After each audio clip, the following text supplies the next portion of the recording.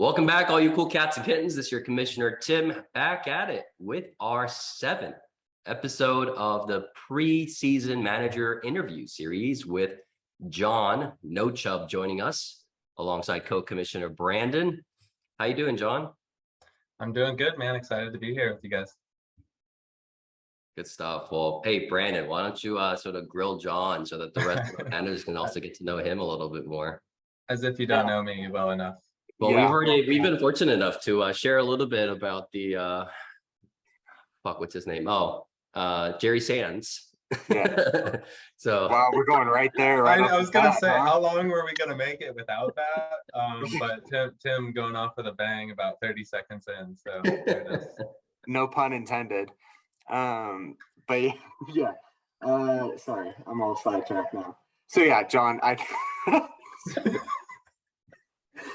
Jerry just does that to me. Yeah. Okay, so as you've seen in previous videos, we're kind of just trying to get everyone a little bit of background info on you, anything you're willing to share. So I'll ask a few questions. Obviously, if you want to elaborate on anything, feel free. But what does a typical NFL Sunday look like for you? So I was looking forward to this question because I feel like a lot of guys have said pretty similar stuff, and I feel like my Sunday might be a little bit different. Honestly, it is a portion of it is football, but I feel like you guys are all talking like NFL Red Zone, like having multiple screens running up at once. And I mean, I will say I'm pretty faithful to the 49ers and will watch them. I will, if they're not on national TV, I don't have Red Zone. So if they're not on national TV, it usually involves a sports bar, Buffalo Wild Wings or something like that. Post up for the whole game, usually get there a little early, get a pitcher or two, hang out. I usually drag Lauren there, make her sit through it. But if other than the 49ers, I might put the game on in the background while I'm doing something else. Usually watch a little Sunday night football, but mornings are, chores and groceries and shit like that. And then by the time the 49ers are on, that's when I'm in front of the TV, but that's pretty much it, really. Yeah, those Sundays mornings are going to be a lot more yard work now. Yeah, a lot more yard work coming up. That's on the new house. For the new house, yeah. Awesome. So how long have you been a Niner fan? Has that been a lifelong thing for you? Yeah, it's been a lifelong thing. Growing up in California, started in Livermore in the Bay Area. So, I think I was at a 49er game when I was like 10 days old, was my mom and dad's running story. So went very early, but just always been a 49ers fan. It's hard with the history like the 49ers have, and with my dad growing up during that time with like Steve Young, Jerry Rice, all that stuff. So, wearing my Frank Gore jersey, he just re-signed with the 49ers for like a one-day contract and retired. So, yeah, big 49ers fan for life. Awesome. What's like your favorite drink of choice? I knew you would ask that, so I got my Moscow Mule right here, drinking one right now. That's probably my go-to. Maybe not like a Sunday football drink, it's usually beer, but otherwise Moscow Mule's where I'm at. Awesome. And anyone that follows you or Lauren on Instagram knows that you like to cook. What's your favorite meal to whip up? If I had like a go-to, because like Lauren is probably the one who put me on to a lot of it, so she's kind of like the fancier, more exploratory chef. But mine is probably the risotto. Like a good risotto. But I'll pretty much try anything once, and always try new things. Very nice. So yeah, you mentioned it, and I don't know if everyone knows, but you live in Boston now. Yes. So tell us a little bit about your background. What took you from the kind of Bay Area to the East Coast? Do you guys want the real answer, the real John Gallagher manager answer? So the honest one is my high school sweetheart. We were dated throughout high school, obviously, and she went to Tufts University. I wanted to do business school coming out of college, and because she was coming to Boston, obviously started looking. But I really did fall in love with Boston. I came to visit before I went to school here. Went to Bentley University, didn't end up doing business and did actuarial science, but that's all right. But yeah, I mean, as Tim knows, we both came out to school here, and it was kind of great having him as a fellow Oak Ridge Trojan out on the East Coast. So I'd say we became even closer then, and stayed in those fantasy football leagues and things like that.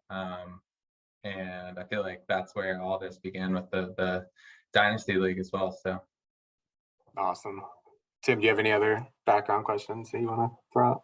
Yeah, maybe John, just for rest of the league at large too. You got out to Boston, you finished school there, you graduated, and then you took on a job with the actual science sort of degree, but you went in a different field. So maybe talk about what you do for work for the rest of the league too. Yeah, so I'm in IT now. After college, I got into IT. I would say what I do is more of a product manager role. So I'm not a developer or anything like that, but work with a lot of developers in a technical role. I work for Inspire Brands, which may not sound familiar, but Inspire Brands does own Dunkin' Donuts and Buffalo Wild Wings and some other food restaurants. So I work on like the loyalty brands, the perks program for Dunkin', the Blazing Rewards for Buffalo Wild Wings. Shameless plug there.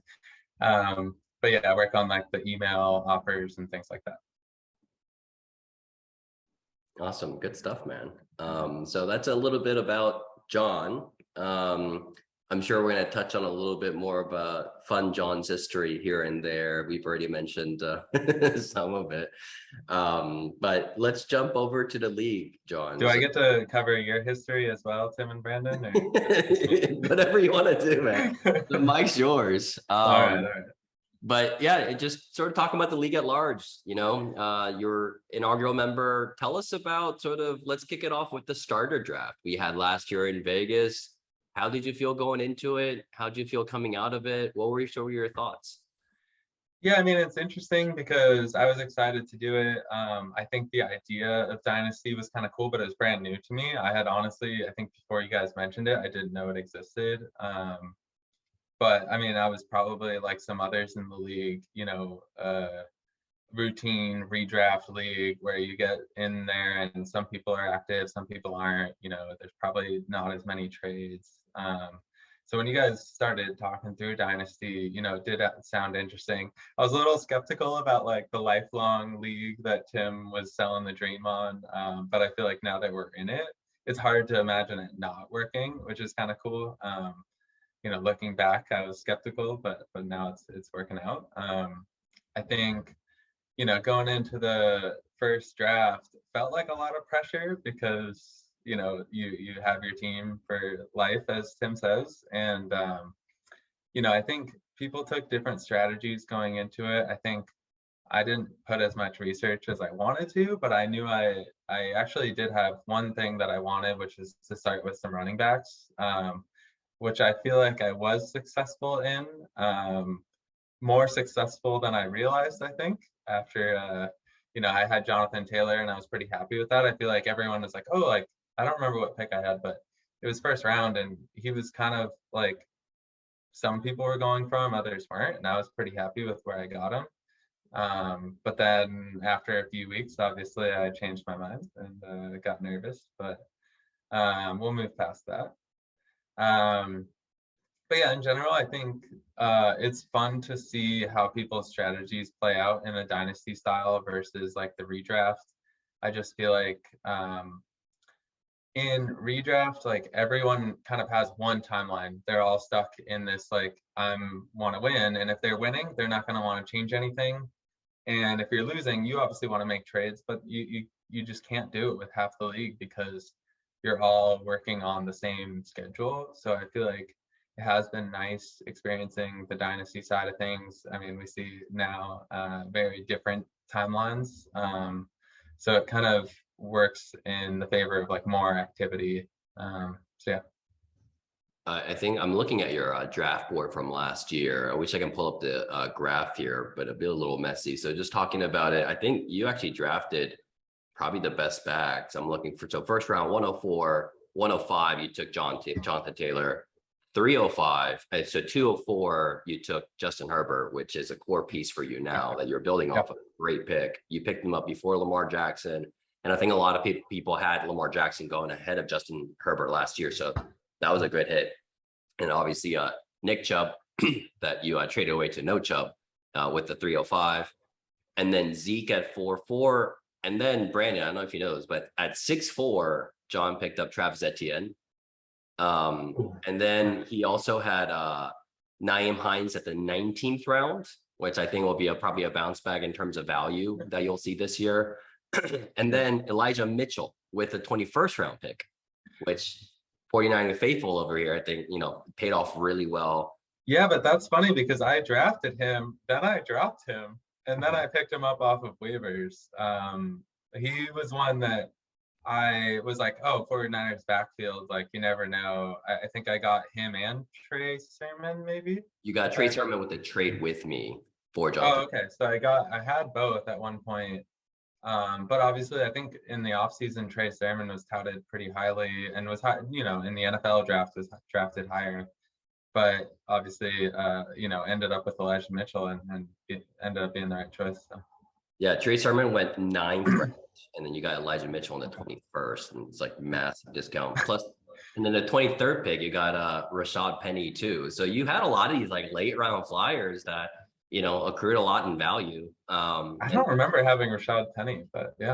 You also traded him away during that job. Well, I mean, to be fair, I think he got hurt last year, obviously. Yeah. I mean, he really broke out for Brandon in that latter part, and Brandon's been the biggest accrual of value with Rashad Penny now. Maybe. We'll see.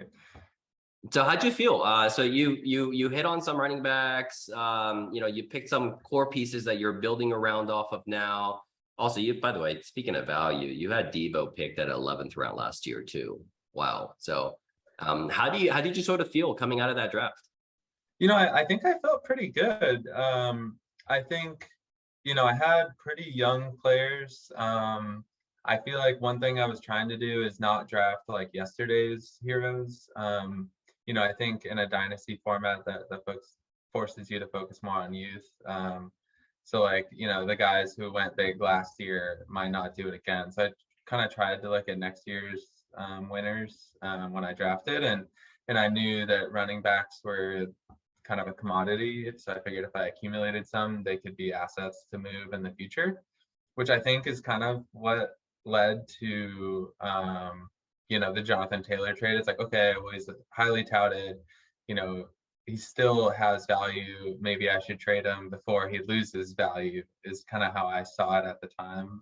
Ended up being the wrong prediction. But I think it is interesting you saying like Justin Herbert over like Lamar Jackson. I mean, obviously running quarterbacks are highly valued, but I also saw the long-term benefit of a guy like Herbert. I think he could be like, the next Aaron Rodgers, where he's just a good player for a long time, wherever he is.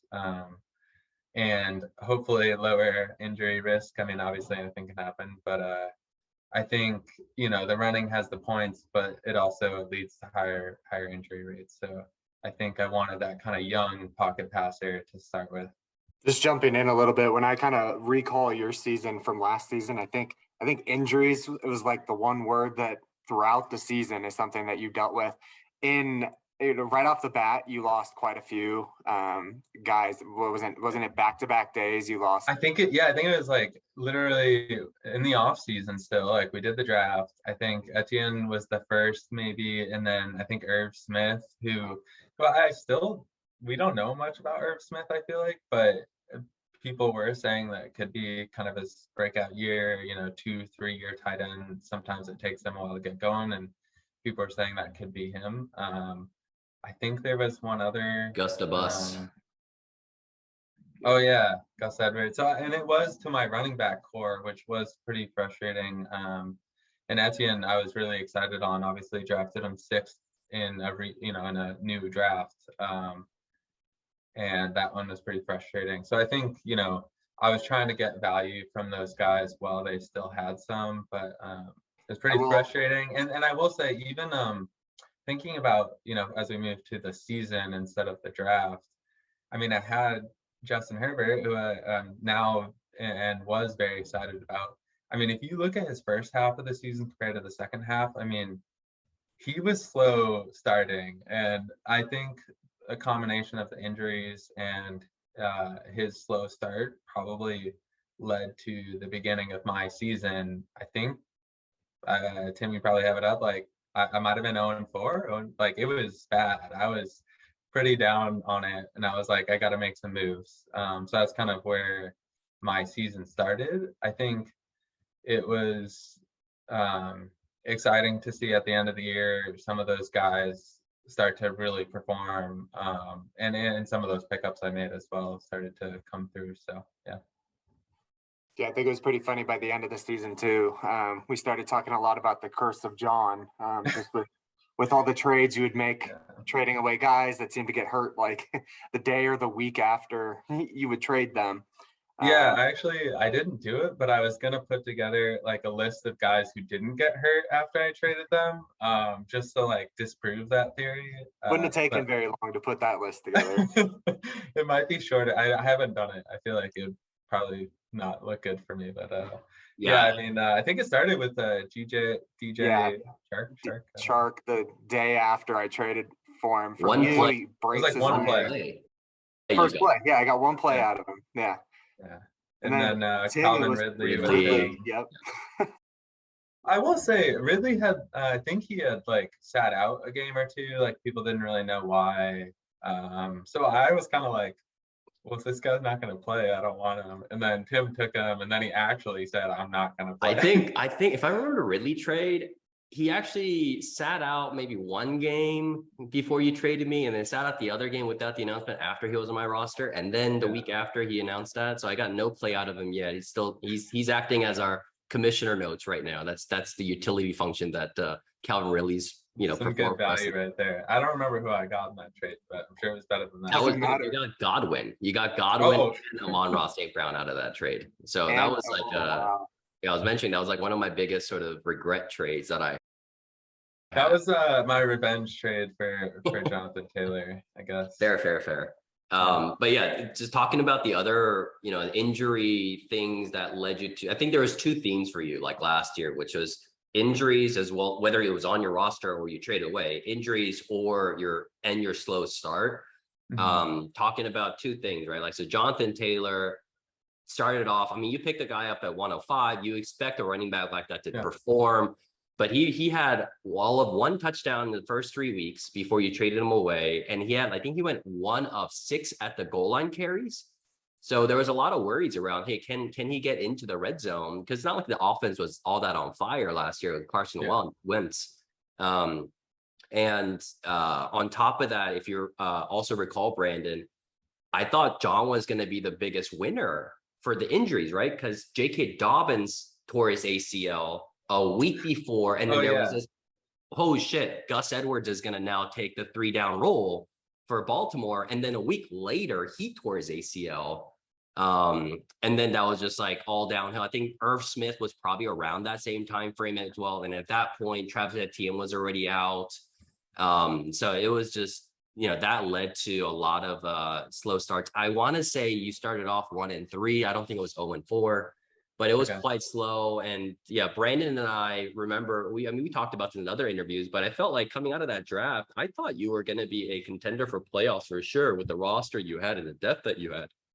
And affects a season, Yeah, and I think it's interesting because now that we're getting into the second year of the Dynasty League, it's like, you see people like Brandon like kind of just committing and falling into the, rebuild. I think maybe it was partly the draft I thought I had, but I kind of refused to accept that. I mean, watching your team lose, like, and Brandon, I'm curious how this plays out for you, but like watching your team lose every week just feels really bad. So I like kind of refused to accept that a little bit, and maybe I could have. It's like interesting to think back on like, should I have just kind of decided then? And I could have been the first one to do what you did and accumulated picks and things like that. So it would have been interesting to see if I had committed to that. But I think it's hard to sit there and watch, especially when you thought you had a good team. So I think I tried to kind of claw back a little by little, what was kind of my goal throughout the season. And I feel like that went pretty well for the most part. Yeah, I mean, I definitely think it showed too. Coming into the toilet bowl playoffs, like I'm pretty sure no one would have pegged, you to beat Adam or something like that, just given kind of where the compositions of the rosters were. But I know in those last few weeks, your team played really well, and you started to make some growth there. So kind of segueing now into this off season, going into this season, given that experience, given kind of the tumultuous season you had last year, where are you at? Where do you think your team is at? Just kind of give us an intro. Yeah, I mean, I think it would be tough to contend with the top talent that we have in the league, and some of the assets that others have accumulated. One of two present party only, Tim, not Brandon. I think it's just hard to contend with some of the top talent. I hope to be in the runnings in the next few years. I think my kind of goal in the off season was, okay, I'm middle of the pack. How can my goal in Dynasty has always, I don't really feel like I want to commit to one or the other. I feel like a lot of people talk about, are you winning now or are you rebuilding? And ideally, I'd like to find some sort of balance where you have young assets that can show promise and put out points every week, but also kind of have long-term value. I think I saw the writing on the wall for a few players, people like Ezekiel Elliott at the end of last year, Nick Chubb. I mean, he might get, who knows, running backs 1 or 2 more years of really good output. So I tried to kind of get younger. I didn't commit as heavily as Brandon did. So my goal is to be basically accumulate young talent, guys that have kind of proven themselves a little bit or have good opportunities to, without just going fully into the draft picks. I will be honest, I don't watch college football. I'm not watching film with Brandon and Travis over there. I just watch their interviews and take all the info from them and then try to apply it to my draft. But yeah, I think my goal has been to accumulate that talent and kind of use that moving forward. So I think as far as like where I fit next year, I probably am not contending, but I think in a few years I could be. I think speaking of sort of the philosophy around this rebuild / gearing up, slow baking over time so you get into contention in a future window. I mean, I look at probably in our 2 QB league, I think if you're going to rebuild around a certain time frame, you want to make sure you have quarterbacks that you feel like you can ride on. And I look at, your roster, you got Justin Herbert, who's going to be a QB top 5 for a very long time. How old is he? He's 24. And he doesn't necessarily play in a manner that you feel like it's going to be, shortened by any sense in terms of career outlook. You were able to pick up Trevor Lawrence this offseason with the trade with Sergey on sending Debo away. And you also have, Trey Lance that you picked up last year. And it should be his for the taking, hopefully. Who knows what happens to Jimmy G, but I think all indications say Trey Lance should be able to take it. But that plus you got Tua, who knows what happens with Tua. But that gives you a 10-year window to be flexible around how you piece all the other pieces together. So how do you sort of think about your rebuild approach and how you think about the other positions that you feel like you need to pick up now? Yeah, I started to kind of realize the short-term time frame for running backs. I think we've all kind of seen that over the past year or two, if not longer. And I think quarterbacks is kind of where I've focused, obviously. I will say some of it was not intentional. Like it was just like, okay, Trevor Lawrence, like I do think he is somewhat undervalued at the moment. And I think, with the new coach and, Etienne coming back, like there is some opportunity there. And honestly, just, some rookie, first year suffering where he didn't do as well as he could.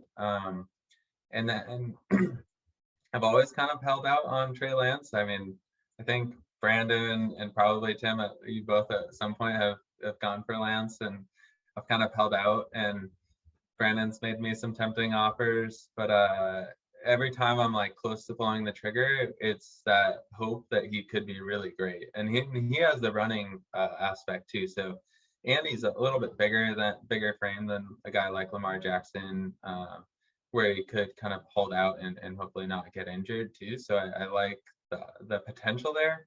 I will say, some of even the Debo, on the other hand, some of the Debo trade and stuff like that, like, I mean, there are doubts about, okay, well, what happens with Trey Lance being the quarterback, or just does Jimmy stay? The Debo trade, requesting a trade. It was just like a lot of turmoil that I felt like, he could have a fall off year. I mean, we'll see what happens. And he obviously is great. But part of the reason he was great is because I feel like he came back determined last year to prove that he wasn't injury prone and to show everyone up. And I just don't know if that's going to be there this year. But I went for kind of the quarterback rebuild. I have some young running backs that could hit, guys like Cam Akers coming back, as well as a few others. So, I mean, who knows? But I think I have done a pretty good job of accumulating like high probability hits on next year compared to, if I'm going to have a young team, I want them to have a chance to hit. So I think the draft picks are a bit tough to predict. So that's why I've kind of gone for these like sophomore players instead of draft picks. So you mentioned quarterbacks and running backs. Yeah, I fully agree. I mean, your young quarterback stable could be, one of the best ones in this league within 2 years. Yeah. I just, I can't play all of them. I do realize that. So I think I am, at some point there's going to have to be, I'm treating them as kind of assets that I'm gathering. It's interesting because we saw Chota kind of do this out of the draft. I think he had a bunch of QBs, which I don't know if that really worked out for him. So I don't know why I'm doing it, but yeah, I think I see them kind of as assets to move in the future. But yeah, go ahead. Well, I like to hear you say that. I'm just kind of waiting for you to decide you want to unload somebody. But Okay. Anyway, so also building around kind of your young wide receivers. I don't think you mentioned David Montgomery too, but I think he's one that, has a pretty high ceiling given the right circumstances. Talk to us a little bit about your wide receivers. It looks kind of like a mix between the two. You do have some vets, just looking at like Godwin, but then you've also got a Devontae Smith who, sky could be the limit on that. So just kind of walk us through where you're at with your wide receivers. Yeah, I mean, I think my wide receiver core probably shows my transition over time through last year. I mean, I think we talked about me acquiring Godwin in a trade, and I think he's 26, which is still not, old, but I think you're right. He's probably considered a veteran now, versus Devontae Smith, Amon-Ra St. Brown. So I think I had some older players, and I've kind of tried to go younger, but obviously, I'm not trying to get rid of everyone. I still want to get some points next year. And I think Godwin, could still add some value next year. So, I mean, we'll see how that plays out. But I do think it's interesting. So I've moved away from some of the running back building to the quarterback, but I think receiver is still kind of an unknown. It almost seems like even though they're staying healthy, guys are really having huge output for a couple of years and then moving to a different team and maybe not as much. So it's hard to predict receivers. I think what really stands out to me about your team is you have a lot of lottery tickets. You have a lot of guys, that we've already mentioned. I'm also looking at, like the Irv Smiths, guys like that. And like you said, you're accruing those sophomore players. So those guys that, have shown some promise, but maybe haven't completely broken out. guys that, will continue to accrue value for you, whether you want to keep them on your team or send them off at, a better value. You also have quite a few picks. I know you're very pick averse, but you do have 2 in the first round this year. And then an early second, which is basically a first round pick in our league as well. Yeah. Have you gotten nibbles on those? Are you looking to take those picks? I know you're kind of averse to it, but what are you thinking? Yeah, I mean, it's funny because I have said I'm probably a little pick averse, and that's partially because I don't do as much research on college players. So to me, it's like, well, they're probably more valuable to someone like Brandon, or it sounds like Travis and Tim, who watch college football. But I think at the same time, like I see it as my future still. I mean, they still have value, and I just I think it's something I wanted to keep. Also because I want to go to the draft and have something to do on my team. So I think that's been kind of my goal. Is I have gotten a lot of nibbles. Interestingly, nobody wants I won't say nobody, but I haven't really gotten much on like the 1.03. I forget what. Yeah, 103.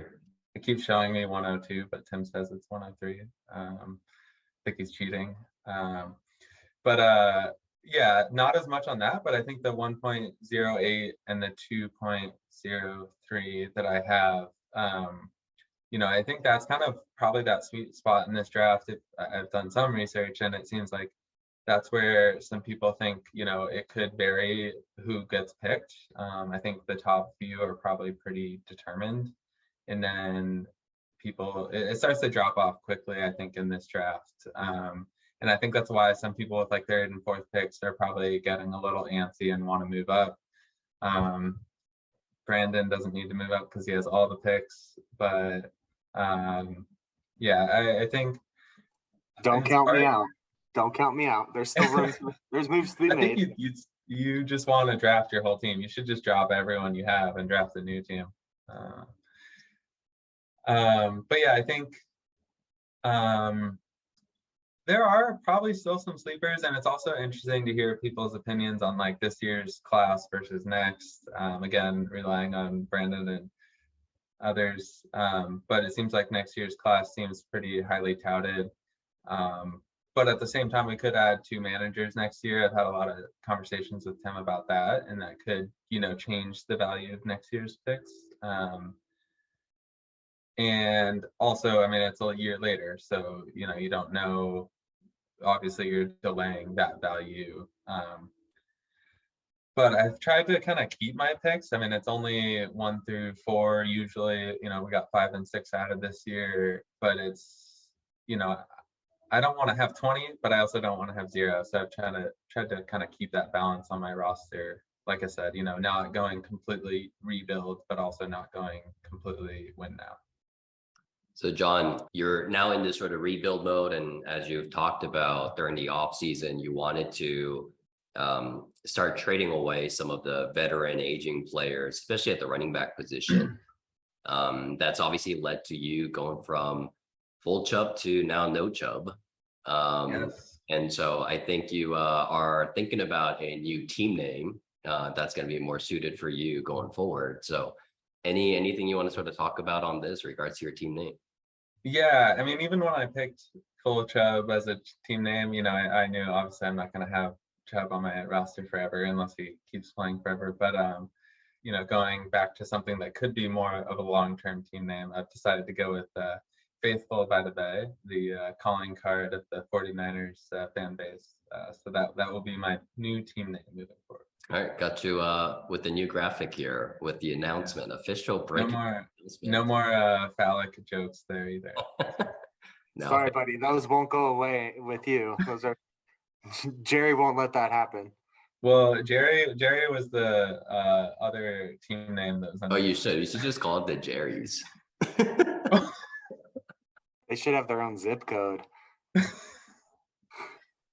right, can we move on? Right. Tim, get us back on track. What do you got next? Yeah, you're supposed to be the formal commissioner here, Tim. White collar. I can't, dude. I mean, Jerry's got a big pull. He's got his own. I've been told we're on national TV, so We gotta keep Yeah. it PG here. Well, there's no innuendo. We're just talking about Jerry Sands. Oh, right, the baseball player. Yeah. Hey, if it's like F-bombs, Tim can bring up Jerry Sands at least 11 times. Yes. Yes. So maybe bring us back on track now, John. You've taken us all the way from how you felt about the starter draft, how you felt coming out, and the changes and the shifts that you've had in this offseason heading into the next. Brandon and I have been sort of doing this with all the other managers and just setting up your own sort of internal predictions for how the season plays out, as well as sort of this dynasty outlook of the league and how you think about, 3 to 5 years out, what that picture might look like.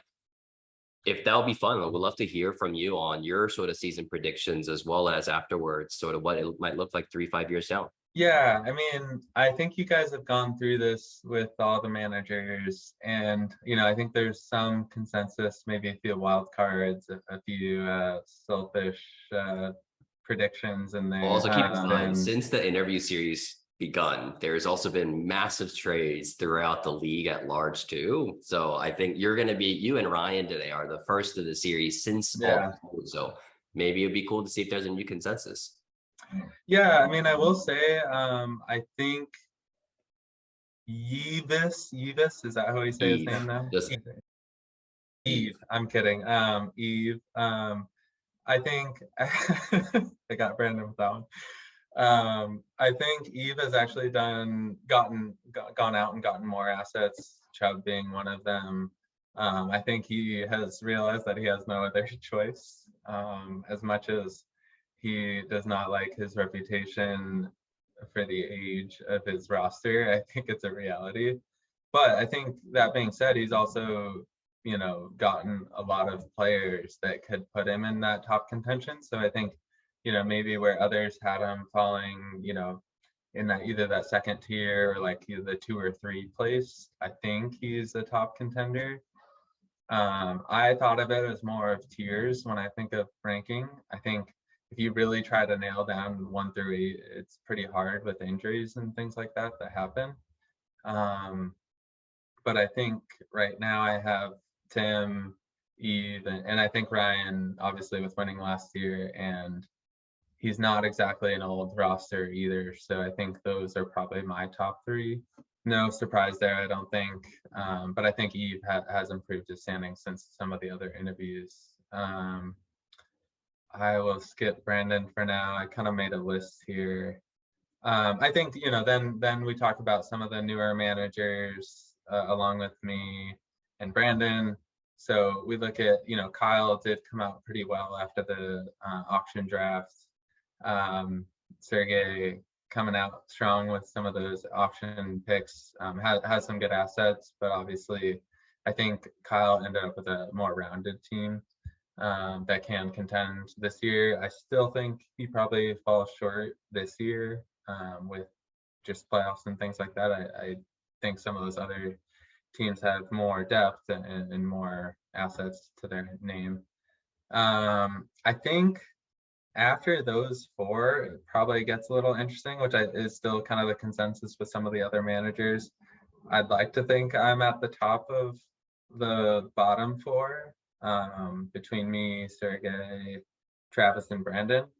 I think it all depends. I think my team is kind of a wild card. Brandon, you talked about those lottery picks. I think I have a lot of young or unproven guys that they could break out. So if like half of them do, half of them don't, I think maybe I fall at that 5 or 6 range. I think if a few more hit, I'm looking at that 5 or 4 range. But I could end up, not half of them hitting and end up being 6 or 7. So I think this year will be very interesting. I'm still kind of falling under that. Do I commit to rebuilding a little bit more or try to accumulate more? I still think I have a tough time contending this year in any world. But I think, Travis has a lot of picks, I think, for the next like 2023, 2024. So I think he's probably under a longer time frame like Brandon. And then Sergey keeps making moves. So his team is really hard to predict. I think one day he has Deebo Samuel and could contend, and then he swaps it out for someone else. So I feel like he's kind of the wild card of the group. He could end up third. He could end up seventh. You never know. He's not going to end up eighth, I'm pretty sure. So. And then who do you got at 8, John? Oh, are we talking about Brandon? Yeah, Brandon would be the 8th. I did some like 5 position rankings just to make sure that my analysis lined up, and I just put the last tier for Brandon for everything. So Sounds about right. Yeah. About right. Talk to me after the draft. We'll see. We'll see if it looks any better. Yeah, who knows? Your team is going to be a new team. How many picks do you have? 5. And for And 5 20. first right now. I think I have almost. Are you 10 only counting total. first? I said how many picks, and you say 5. For me, it's the first that are the big ones. I think I'm pushing 8. Actually, that's a lie. You're missing. I'm at You're 12. missing. You're missing 2 for me. So. No, By the way, I feel like a certain amount of pride that I didn't slut out my picks to Brandon like everyone else. So I think everyone else in this league kind of screwed the league for the next 5 years because they gave away all their picks. John my has in-laws are here, chastity belt on with his picks. Jerry was locked away. No, my in-laws are here, so I'm trying to keep it kind of PG. But yeah. Well, that would have been good.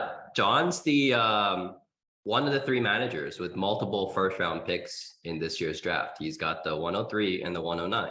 And it should be a solid one of the consensus top receivers, or maybe a Ken Walker with that 3rd, depending on what he's looking to do. And then that 109 pick should be able to get good value there. I think it starts to fall off in like the early 2nd or so, but at the 109, I think there's still very rostable players who will put up good numbers that you can get. There's a lot of great back end, receivers with great draft capital and great landing situations. I would make the argument that the back end half of the receiver class probably are in better landing positions than the front half. So you should be able to get, good grabs there. I think it's interesting between the 3 of us. We have the first 9 picks in this draft.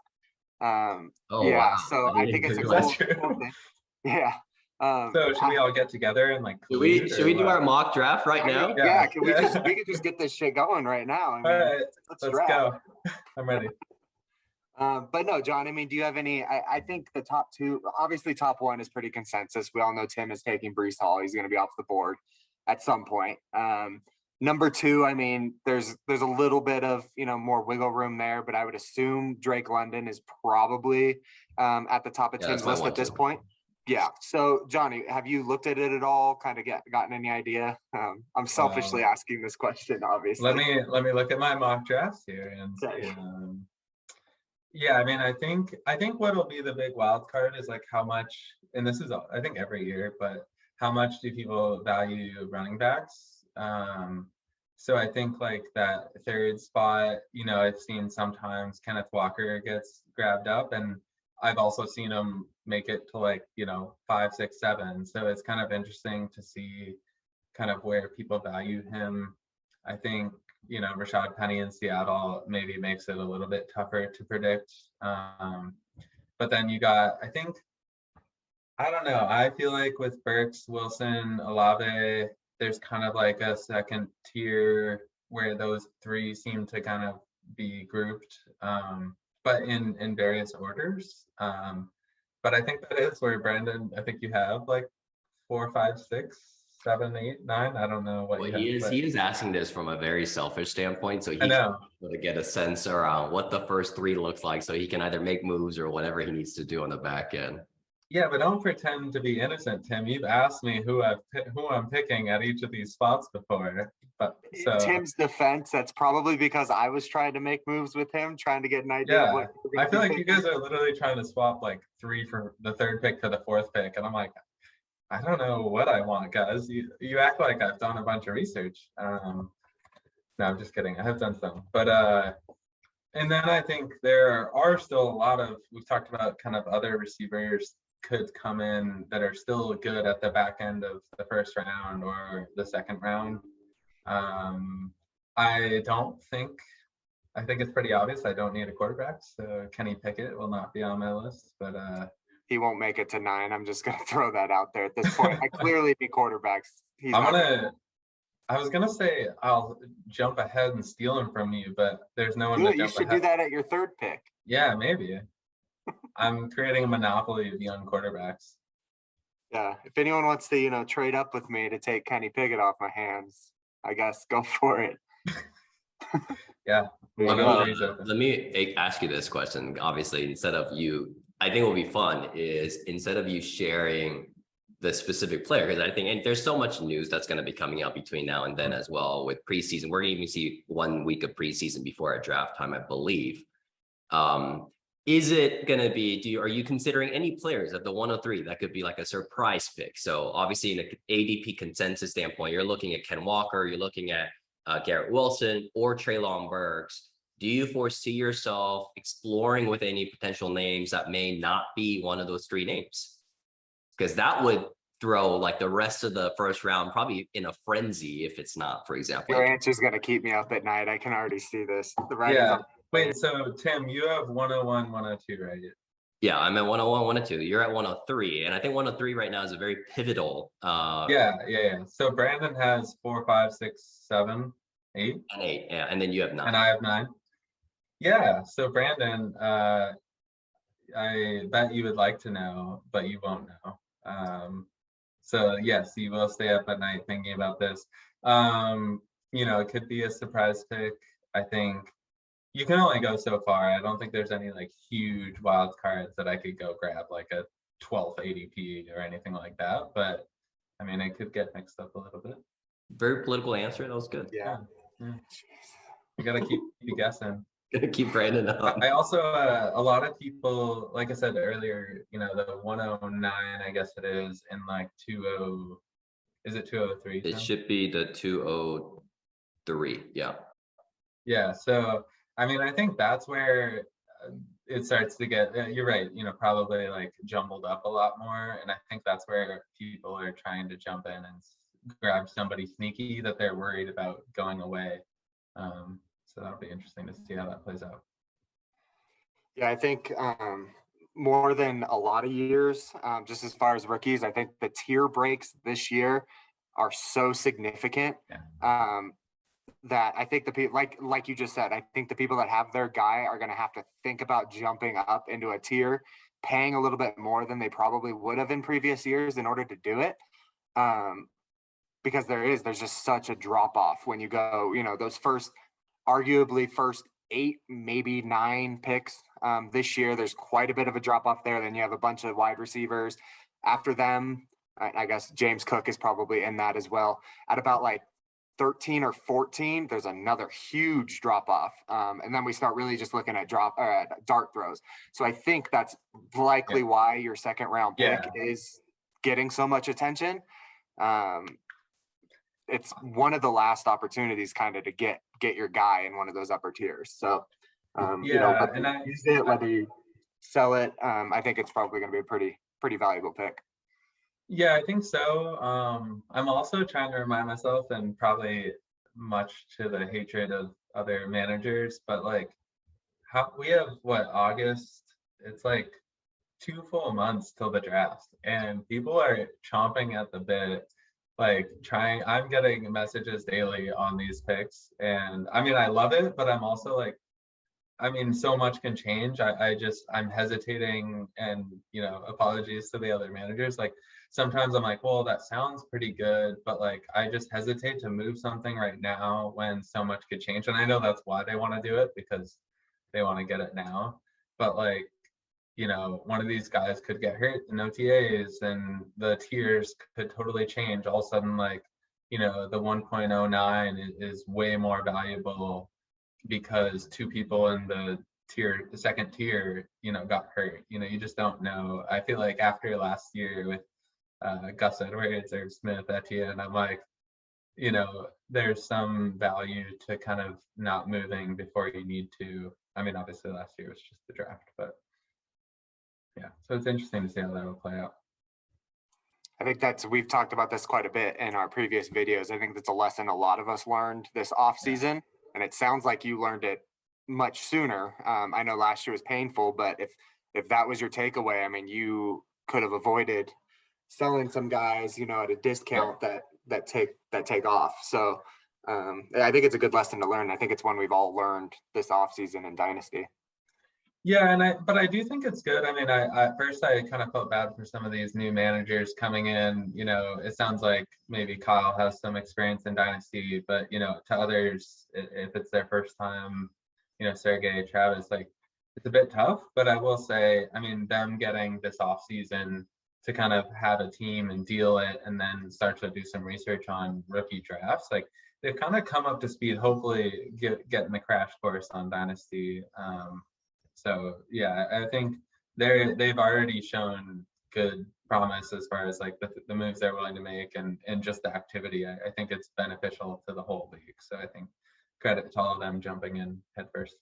John, maybe you've shared your season predictions. Do you see a much different outlook for the league at large in 3 to 5 year sort of time frame? So let's say we're fast forward to this same interview in 2028 season. 2027 season. How do you sort of look at the league then? Yeah, it's interesting because hearing the other managers talk about this and you guys also, like, yes, there's certain players that we, the whole industry agrees are going to show promise over the years or have more value over the years. But I also think one thing that's interesting within our individual league to take into consideration is managers. Like, I mean, yes, one team can have more assets than another, but I think ruling someone like Eve out just because he has old players on his team is not correct, because I mean, he's a good manager. He seems to make smart moves. Like he's committed to now, right now he's committed to right now. But I think in 2 years, could he do something like what Brandon's done and rebuild quickly? I mean, the number of picks Brandon has makes it tough, but could he get a bunch of sophomore players like I am over the next 2 years instead of picks? There's still ways to maneuver. So I think sometimes I think about savvy managers more being successful over the long term than individual players on someone's team. I think it's interesting to think about Ryan. I know Ryan personally. So, I mean, when you guys are like, he's like the silent assassin and he just makes savvy moves, like it doesn't necessarily surprise me. I think it's accurate. Because he only makes a few moves, but they're all smart ones. And I think like a guy like him will just continue to do that. So I've kind of looked at it that way. I think Sergey is always going to be, busting up the entire league because he's always going to want to make big moves and, constantly messaging people. Tim, you're just constant, you're in my inbox all day, so I'm not even going to talk about that. But I think I think about it more as like which managers are going to be contenders, and I think some of the ones I mentioned like have shown promise. I think Brandon is hard to deny all of the picks and things like that, but I think we will also see you've talked about the great experiment, Tim. I think it will be a great learning lesson. Like if Brandon's hugely successful in 3 years, people might try to start doing this more. But obviously, if we all try to start doing the same strategy, you're fighting for the same picks. So I think there's always going to be some different strategy that will play out winning in the long term, as long as you continuously change.